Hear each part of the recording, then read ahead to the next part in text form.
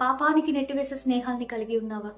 అది నీ యొక్క ఆత్మీయ ఎదుగుదలకు కానీ, లేక ఈ యొక్క లోకంలో కూడా నువ్వు నీ యొక్క కెరీర్ పరంగా కానీ, లేకపోతే ఒక మనిషికి కావాల్సిన నైతిక విలువల ప్రకారంగా కూడా నువ్వు ఇటువంటి స్నేహాన్ని కలిగి ఉంటే ఎదగలేవు. ఏ విధంగా యెహోనాదాబు అమ్నోను అనే వ్యక్తి తన యొక్క సహోదరుడైన అబ్షాలోం యొక్క చెల్లెలైన తామార్ని మోహించినప్పుడు, ఇది మంచిది కాదురా, నువ్వు చేయాల్సిన పని కాదు అని చెప్పకుండా నువ్వు చెయ్యి అని చెప్పి పాపం వైపు నడిపించాడు. దానివల్ల ఎంత నష్టమైంది, ఎంత పాపము జరిగినది. ఇటువంటి స్నేహితుని మనం కలిగి ఉండకూడదండి.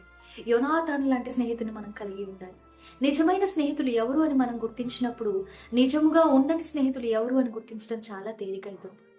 ఇస్కరియోతు యూదా, ఈయన యేసుక్రీస్తు ప్రభువు వారితో 3 సంవత్సరాలు నడిచిన వ్యక్తి, తినిన వ్యక్తి. ఆయన